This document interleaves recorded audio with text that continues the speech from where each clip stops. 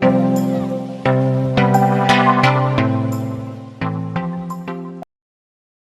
हिंद दोस्तों, economics class में एक बार फिर से आपका स्वागत है। मेरा नाम है चैन सिंह और आज हम पढ़ेंगे सार्वजनिक व्यय।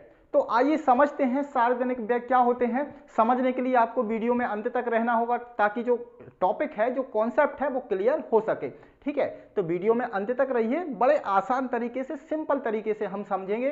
ठीक है, वीडियो पसंद आए तो लाइक शेयर करना ना भूलें और चैनल को दबाकर सब्सक्राइब कीजिए ताकि सभी तक ये चीज पहुंच सके। ठीक है, सभी के कॉन्सेप्ट क्लियर हो सके। चलें शुरू करते हैं। सबसे पहले बात करेंगे सार्वजनिक व्यय होते क्या है, उसके बाद इसकी परिभाषा हम समझेंगे। ठीक, अब ये सार्वजनिक का मतलब क्या होता है, यदि इस चीज को आपने समझा है, जानते हैं, तो फिर कोई दिक्कत की बात नहीं है। सार्वजनिक का मतलब क्या होता है, सरकार। ठीक, और व्यय का मतलब क्या होता है, खर्च। क्या होता है, खर्च। व्यय का मतलब खर्च और सार्वजनिक व्यय का मतलब फिर क्या होगा, सरकारी खर्च। मतलब सरकार कहां कहां खर्च कर रही है, उन मदों की आज हम चर्चा करेंगे। चलिए अब बात करें इसकी परिभाषा की। तो भाई सार्वजनिक व्यय से मतलब क्या है, जैसे यदि पूछ लिया जाता है कि सार्वजनिक व्यय क्या होता है या फिर सार्वजनिक व्यय से क्या अभिप्राय है, इस प्रकार से भी पूछा जा सकता है कि सरकारी खर्च क्या होता है, सरकारी खर्च से क्या अभिप्राय है, या फिर परिभाषा दीजिए। कुछ ही प्रकार से, मतलब किसी भी प्रकार से प्रश्न पूछा जा सकता है। हमें आंसर बस यही लिखना है कि सरकार द्वारा एक वित्तीय वर्ष में, किसमें, एक वित्तीय वर्ष में। वित्तीय वर्ष क्या होता है, जिसके अंतर्गत आय की गणना की जाती है और खर्चों का भी उसमें ब्यौरा दिया जाता है। एक प्रकार से जब सरकार बजट पेश करती है, जो आगे हम पढ़ने वाले हैं, जो ये वाला कॉन्सेप्ट हमारा क्लियर हो जाएगा, फिर हम बजट समझेंगे। ठीक है, तो जैसे पिछली क्लास में हमने आय को समझ लिया। क्या समझ लिया है, आय को। आय मतलब सरकार को प्राप्त होने वाली आय, यानी कि हमने क्या पढ़ा, सार्वजनिक प्राप्तियां मतलब सरकारी प्राप्तियां। तो सरकार को जो प्राप्तियां होती हैं उसका मतलब सरकार को आय हो रही है, मतलब पैसा सरकार के पास आ रहा है। अब सार्वजनिक व्यय या सरकार का खर्च मतलब सरकार का पैसा जा रहा है। ये वाला कॉन्सेप्ट आपको याद रखना है। प्राप्तियां मतलब पैसा आ रहा है, व्यय मतलब पैसा जा रहा है। ठीक है, ये कॉन्सेप्ट क्लियर है तो हम पूरा कॉन्सेप्ट आसानी से समझ सकते हैं। सरकार द्वारा एक वित्तीय वर्ष में विकास कार्यों तथा गैर विकास कार्यों, ठीक है, विकास के जो कार्य हैं या जिनके द्वारा विकास नहीं होता है देश के अंतर्गत, ऐसे भी कार्य होते हैं जिन पर सरकार खर्च करती है, एवं योजनाबद्ध तथा गैर योजनाबद्ध कार्यों में किए जाने वाले अनुमानित व्यय या खर्च से होता है। ठीक है, एक बार और पढ़ लेते हैं परिभाषा। क्या है, सार्वजनिक व्यय से अभिप्राय सरकार द्वारा एक वित्तीय वर्ष में विकास तथा गैर विकास कार्यों एवं योजनाबद्ध तथा गैर योजनाबद्ध कार्यों में किए जाने वाले अनुमानित व्यय से होता है। ठीक, समझ लिया। परिभाषा से क्या हमने ये चीज समझ ली कि भाई सरकार और खर्च, सरकार का मतलब, व्यय का मतलब क्या है यहाँ पर, खर्च, यानी कि सरकार का जो खर्च होता है उसी को सरकारी व्यय या सार्वजनिक व्यय कहा जाता है।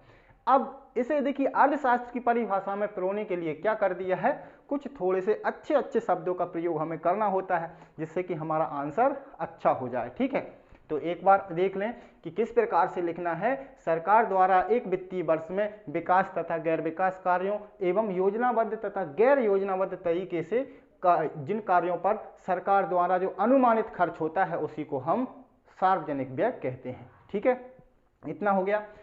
अब जो कॉन्सेप्ट हमारा है, बस उस कॉन्सेप्ट पर टिके रहिए तो सारा टॉपिक हमारा क्लियर हो जाएगा। कॉन्सेप्ट क्या है, प्राप्तियां मतलब सरकार को आय हो रही है, व्यय मतलब सरकार खर्च कर रही है, प्राप्तियों से सरकार के पास पैसा आता है, व्यय से सरकार के पास से पैसा जाता है।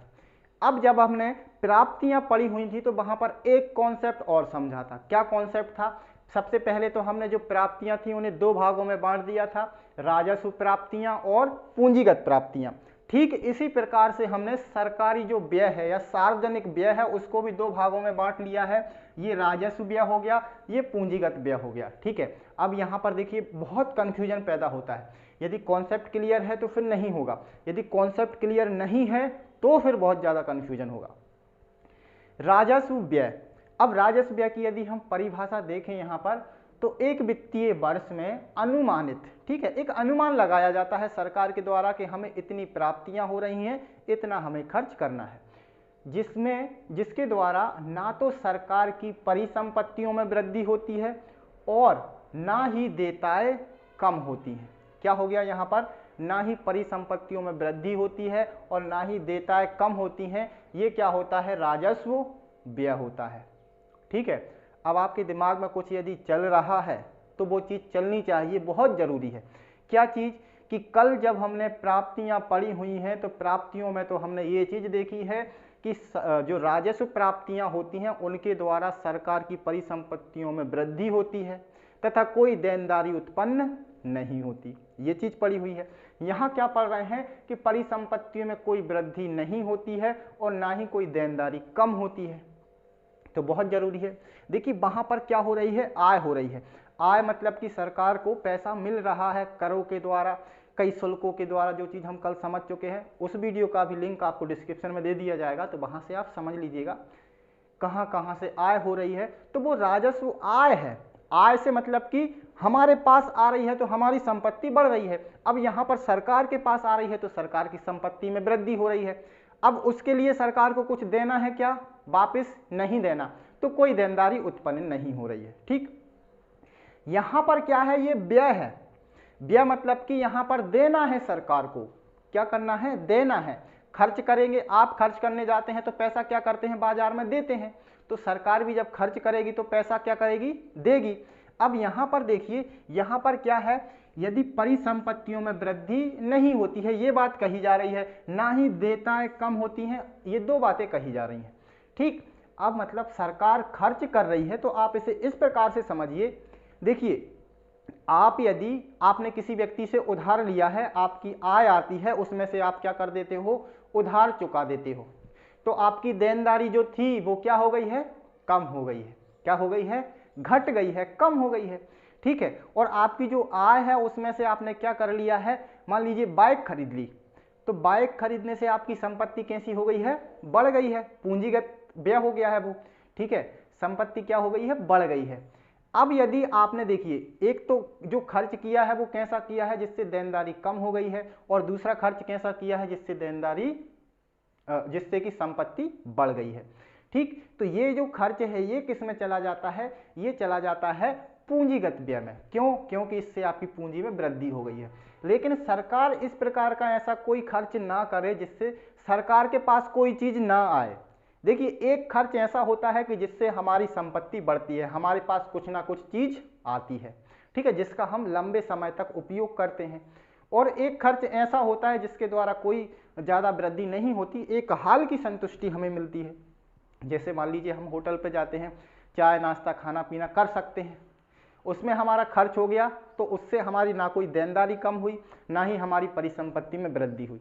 हम मार्केट जाते हैं, हमारे उपयोग की कोई वस्तु खरीद लेते हैं, मान लीजिए कंप्यूटर खरीद लिया, मैंने मोबाइल खरीद लिया, जिससे लंबे समय के लिए हम क्या लेंगे, सेवाएं लेंगे, तो ये हो जाता है पूंजीगत व्यय। ठीक है, और एक ऐसा खर्च है जिसमें कोई पूंजीगत व्यय नहीं होता है, मतलब केवल खर्च हो जाता है। ठीक है, जो आवश्यक है वो खर्च होना ही है। ठीक है, तो जो इस प्रकार का खर्च होता है, किस प्रकार का, जिसमें कोई संपत्ति हमारे पास नहीं आती, तो यहां हमें समझना है सरकार के पास कोई संपत्ति नहीं जुड़ती है, ऐसा खर्च हो, यानी कि फालतू का खर्च हो। ठीक है, फालतू का खर्च नहीं होता, एक प्रकार से सरकार के लिए आवश्यक होता है। अब देखिए, जैसे कि क्या कर लें, यहां पर हम सरकारी विभागों का खर्च समझें। सरकारी विभागों का मतलब सरकार के पास जितने विभाग हैं उनके संचालन के लिए सरकार को खर्च करना पड़ता है। जो लोग वहां पर काम कर रहे हैं उनकी सैलरी का भुगतान करना है, तो ये क्या हो गया, सरकार का खर्च है। इससे सरकार की संपत्ति तो नहीं बढ़ रही है लेकिन खर्च हो रहा है, तो ये किस में जाएगा, राजस्व व्यय के अंतर्गत। ब्याज का भुगतान, सरकार ने पुराने लोन ले रखे हैं, उन लोनों का भुगतान नहीं किया है यहाँ पर, किसका भुगतान हो रहा है? सिर्फ ब्याज का। यदि लोन का भुगतान कर दे कुछ पार्ट के, जैसे हमारे पास 1000 का लोन है, हम उसमें से 500 रुपए रिटर्न कर देते हैं ब्याज सहित, तो फिर हमारा लोन क्या होगा? 500 घट जाएगा। यदि सरकार ऐसा करती है तो फिर ये व्यय किस में आ जाएगा? पूंजीगत व्यय में। लेकिन केवल ब्याज का भुगतान किया है तो यहां पर आपकी देनदारी तो कम नहीं हुई, आपका मूल जो 1000 था वो बना हुआ है, देनदारी कम नहीं हुई है, मतलब कि ये किस प्रकार का व्यय हो गया? हमारा राजस्व व्यय हो गया। ठीक है, इससे सरकार की ना तो संपत्ति बढ़ी है और ना ही देनदारी कम हुई है। चलिए दूसरी देखिए, आर्थिक सहायता। यदि सरकार किसी कंपनी को, किसी उद्योग को आर्थिक सहायता देती है तो आर्थिक सहायता उसको मिल गई है, उसकी परिसंपत्ति में वृद्धि हुई है। सरकार की कोई परिसंपत्ति बढ़ी है, कोई देनदारी कम हुई है? नहीं हुई है। ठीक है, तो इस प्रकार के खर्च जिससे सरकार को, जो सरकार की संपत्ति को नहीं बढ़ाते हैं और ना ही कोई देनदारी कम करते हैं, तो वो व्यय या वो खर्च किस में आ जाते हैं? राजस्व व्यय में। ठीक, इसका दूसरे भाग पर चर्चा करते हैं। दूसरा भाग क्या कह रहा है? एक वित्तीय वर्ष में अनुमानित वह व्यय, कौन सा व्यय? जिसके द्वारा सरकार की परिसंपत्तियों में वृद्धि हो। क्या हो? परिसंपत्तियों में वृद्धि हो तथा देयताएं कम होती हैं। देयताएं क्या हो जाती हैं? कम होती हैं, देनदारियां घट जाती हैं। तो इस प्रकार के व्यय को किस में शामिल किया जाता है?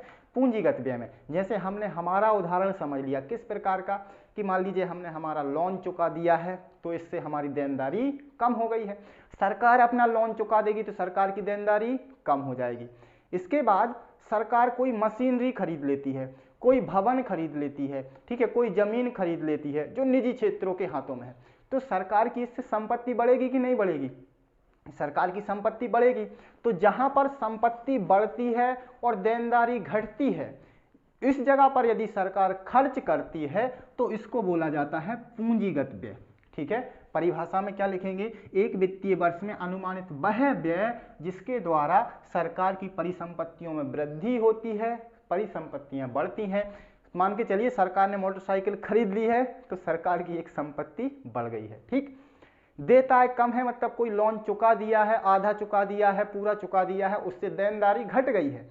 जो उनसे देना है, देनदारी मतलब देना है, जो देना था तो उसको सरकार ने लौटा दिया है तो वो घट गई है, तो ऐसा खर्च क्या हो जाएगा? पूंजीगत व्यय हो जाएगा। दोनों समझ लिए। उदाहरण देखिए, सरकार भूमि खरीद ले, भवन खरीद ले, कोई मशीनों का अधिग्रहण कर ले और शेयरों का क्रय कर ले।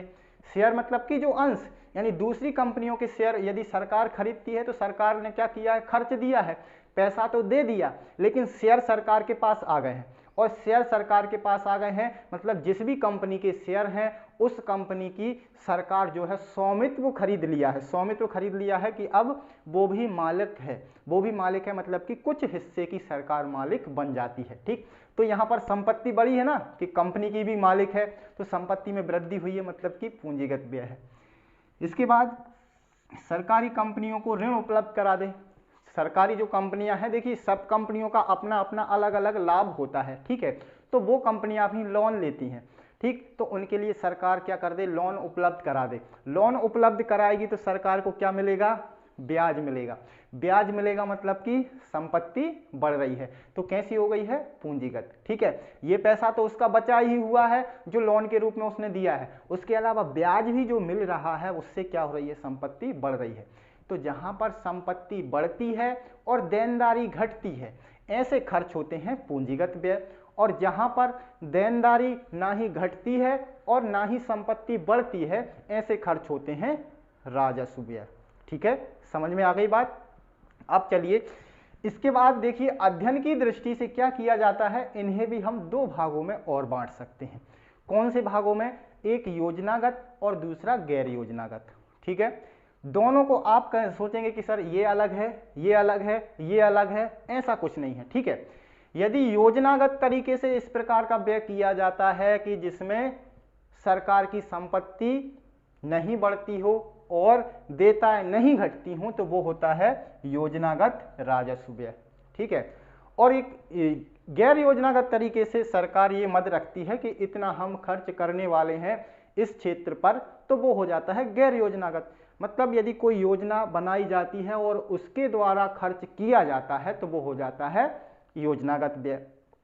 और कोई योजना नहीं बनाई जाती और खर्च यदि जब उसकी आवश्यकता हो तब खर्च कर दिया जाता है तो वो हो जाता है किसमें, गैर योजनागत व्यय में।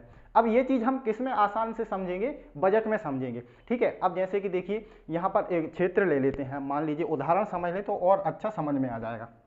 योजनागत, जैसे आपने 2014 से पहले की आप पढ़ेंगे तो हमारे देश में पंचवर्षीय योजनाएं चलती थी। ठीक है, लास्ट वाली पंचवर्षीय योजना थी 12वीं पंचवर्षीय योजना, जिसका अंतिम कार्यकाल जो था वो 2017 तक था, लेकिन 2014 में ही सरकार ने क्या कर दिया है, उसको बंद कर दिया है। ठीक, अब क्या हो गया, हमारे देश में पंचवर्षीय योजनाएं नहीं चलती थी। पहले जब योजनाएं चलती थी तो उन योजनाओं का यहाँ पर क्या होता था, खर्च होता था। ठीक है, उसमें जो खर्च होता था उसको सम्मिलित किया जाता था, लेकिन इसके अंतर्गत सभी पार्ट आते थे, विकास भी होता था, आर्थिक विकास भी होता था, योजनागत तरीके से व्यय भी होता था। तो इसके अंतर्गत जो योजनागत व्यय मुख्य रूप से शामिल हम एक बड़ा पार्ट था उस समय। ठीक है, अब क्या होता है, अब जो प्रधानमंत्री नरेंद्र मोदी हैं वो कोई भी योजना यदि लेकर आते हैं, ठीक है, कोई भी योजना लाते हैं, जैसे मान लीजिए कृषि क्षेत्र के लिए एक योजना लाई जाती है कि इस योजना के अंतर्गत ये कार्य होंगे और इसमें इतना इतना खर्च करके हम इतने रुपए खर्च करेंगे। ठीक है, एक योजना बना ली जाती है कि 1000 रुपए हम इसमें खर्च करेंगे, इस योजना के नाम से इसमें ये कार्य होंगे और प्रत्येक कार्य में इतना खर्च होगा। तो ये क्या हो गया है, योजनागत व्यय हो गया है। ठीक, अब गैर योजनागत व्यय क्या होता है कि आपको खर्च तो करना ही है वहां पर, आप भले ही उसके लिए योजना बनाएं या ना बनाएं।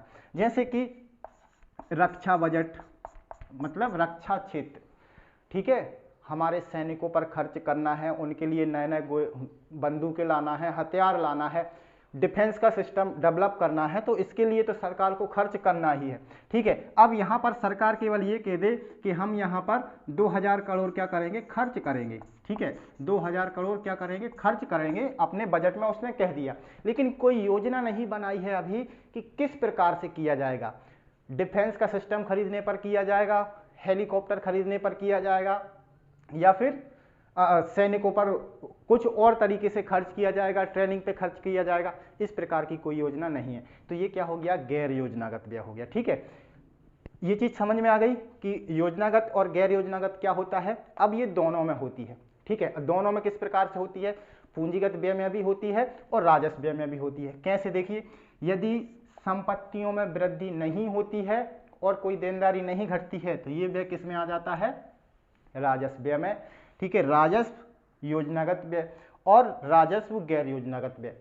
लेकिन संपत्ति में वृद्धि हो और देनदारियां कम हो तो ऐसे व्यय कहां पर आ जाते हैं, फिर पूंजीगत व्यय में। ठीक है, अब जैसे देखिए रक्षा का हमने यहां पर उदाहरण लिया है, यहां पर क्या कर ले सरकार, एक योजनागत तरीके से क्या कर ले, ये बना ले कि इतना इसमें खर्च करके हमें क्या करना है, इतनी गाड़ियां सेना के लिए खरीदनी है।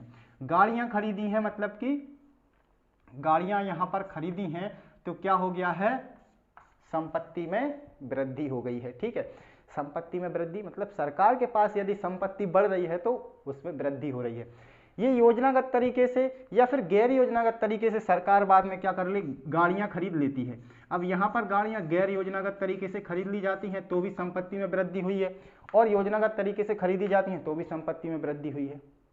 ठीक है, संपत्ति में वृद्धि हो रही है तो क्या हो रहा है, पूंजीगत व्यय हो रहा है, और देनदारी कम हो रही है तो भी पूंजीगत व्यय हो रहा है। मान लीजिए यहाँ पर एक लोन चुका दिया जाता है। ठीक है, लोन को जैसे 2000 रुपए का सरकार के पास क्या था, लोन था, इस लोन को सरकार चुका देती है तो ये किस में हो गया, पूंजीगत व्यय में, क्योंकि यहां से सरकार की देनदारी घट गई है। ठीक है, कम हो गई है, ये चीज समझ ली। इसके बाद जो परीक्षा में पूछ लिया जाता है, दो और पूछ लिए जाते हैं, वो क्या है, विकासीय व्यय और गैर विकासीय एवं विकासोत्तर व्यय क्या होता है। ये भी कभी कभी परीक्षा में आ जाता है, तो इसको भी आप समझ लीजिए। देखिए, सभी चीजों की व्याख्या हम पहले ही कर चुके हैं। किस में कर चुके हैं, सरकार द्वारा एक वित्तीय वर्ष में विकास तथा गैर विकास कार्यों इस एवं योजनाबद्ध तथा गैर योजनाबद्ध किस में कर चुके हैं, परिभाषा में ले चुके हैं। अब अध्ययन की दृष्टि से हम समझ रहे हैं कि कौन सा कार्य कहाँ पर हो सकता है। अब देखिए विकासीय व्यय, विकासीय व्यय मतलब कि जिससे देश का विकास हो, आर्थिक विकास हो, तो इस प्रकार का जो व्यय होगा, जो खर्च होगा, वो किस में आ जाएगा, विकासीय व्यय में। इसकी परिभाषा देखिए, वह व्यय जो सरकार की आर्थिक विकास तथा सामाजिक कल्याण संबंधी कार्यों पर किया जाता है। सरकार का वह खर्च जो देश के आर्थिक विकास तथा सामाजिक कल्याण संबंधी कार्यों पर किया जाता है, विकासीय व्यय कहलाता है। ठीक है, मतलब ऐसा खर्च सरकार पैसा कहाँ पर लगा दे जिससे देश के आर्थिक विकास हो, समाज का कल्याण हो, ऐसे कार्यों पर खर्च कर देता है, तो वो किस में आ जाएगा, विकासीय व्यय में। उदाहरण के लिए देखिए, राष्ट्रीय आय, उत्पादन में वृद्धि, रोजगार में वृद्धि, कृषि, रेल, सड़क, डाक, दूरसंचार, विद्युत प्रौद्योगिकी, हर क्षेत्र में यदि विकास किया है, सरकार विकास करना चाहती है, तो वहां पर खर्च करेगी। ठीक है, अब इस विकास से यदि पूंजी का निर्माण हो रहा है, ठीक है, पूंजीगत वस्तुओं का निर्माण हो रहा है, तो वो किस में आ जाएगा, पूंजीगत व्यय में। और यदि केवल खर्च हो रहा है, संपत्ति का निर्माण नहीं हो रहा, तो वो किस में आ जाएगा, राजस्व में। ठीक है, और कार्य यही है, इन्हीं पर खर्च होना है। सरकार को क्या करना है, सरकार का उद्देश्य क्या रहता है, देश का सामाजिक कल्याण हो और देश का जो इंफ्रास्ट्रक्चर हो वो तैयार हो, आर्थिक विकास हो। बस यही बात सरकार की किस में होती है, बजट में होती है, कि सरकार को प्राप्तियां होंगी, अनुमानित होती हैं। ठीक है, आगे वाले वर्ष के लिए ये तैयारी किसके लिए की जाती है, आने वाले वर्ष के लिए, कि आगामी वर्ष में हमें इन क्षेत्रों से प्राप्तियां होने वाली हैं, मतलब कि आय होने वाली है, और इस आय को हम कहां पर खर्च करने वाले हैं। ठीक है, अब ये हम पढ़ेंगे बजट में, तो वहां पर ठीक तरीके से समझ में आएगा। इसके बाद देखिए, गैर विकासीय तथा विकासोत्तर व्यय। ठीक है, गैर विकासीय एवं विकासोत्तर व्यय। गैर विकासीय मतलब कि जिससे विकास ना हो, केवल खर्च होता हो। ठीक है, खर्च होता हो तो वो किस में आ जाएगा, गैर विकासीय कार्य। गैर विकासीय कार्य भी कई रहते हैं, जैसे कि किसी को अनुदान देना, अब जैसे कि भूकंप आ गया है, उसमें अनुदान देना, उसकी सहायता करना, इस प्रकार के जो कार्य होते हैं, जो खर्चे होते हैं, वो गैर विकासीय में आ जाते हैं। ठीक, और विकासोत्तर क्या होते हैं, ये विकासोत्तर कार्य मतलब कि डेवलपमेंट हो गया है, उसके मेंटेनेंस से, मान लीजिए कोई बिल्डिंग सरकार ने खड़ी की है किसी योजना के अंतर्गत जिससे विकास हुआ है। ठीक, एक स्कूल का निर्माण किया है, अब स्कूल के निर्माण के बाद उसमें टीचर भी चाहिए, ठीक है, ब्लैक बोर्ड भी चाहिए, कुर्सियां भी चाहिए, टेबल भी चाहिए, किताबें भी चाहिए, कॉफी भी चाहिए, कई सारे खर्च होते हैं। तो ये इस प्रकार के जो खर्च होते हैं विकासोत्तर, विकास के बाद के खर्च होते हैं। ठीक है, तो इस प्रकार की जो खर्च है वो सरकार करती है, तो वो हम कहां पर पढ़ते हैं, समझते हैं, विकासीय या विकासोत्तर कार्यों में। ठीक है, तो ये मुख्य बिंदु हैं जो कि यहां से पूछे जाते हैं परीक्षा में, तो इन्हें आप अच्छे से तैयार कर लीजिएगा। कॉन्सेप्ट बस एक ही ध्यान में रखिएगा, कॉन्सेप्ट क्या है, सरकार के द्वारा खर्च, सरकार खर्च कहां कहां करती है। ठीक है, अब किस प्रकार से करती है, उनके लिए ये बिंदु हमें याद रखने हैं। ये दो बिंदु किस प्रकार से याद रखेंगे, जहां पर संपत्ति का निर्माण नहीं होता है, ना ही देनदारी कम होती है, उसे राजस्व व्यय, जिसके द्वारा देनदारी कम होती है और संपत्ति का निर्माण होता है पूंजीगत व्यय। ठीक, ये दोनों याद रख लीजिए अच्छी तरीके से। उसके बाद योजनागत, गैर योजनागत बहुत सरल है, आप अपनी भी परिभाषा वहां पर लिख सकते हैं। तो उम्मीद करता हूं कि आपको ये चीज़ क्लियर हो गई होगी। और तो इसी के साथ अब हम ये क्लास भी समाप्त करते हैं, मिलते हैं अगली क्लास में, तब तक के लिए जय हिंद, वंदे मातरम।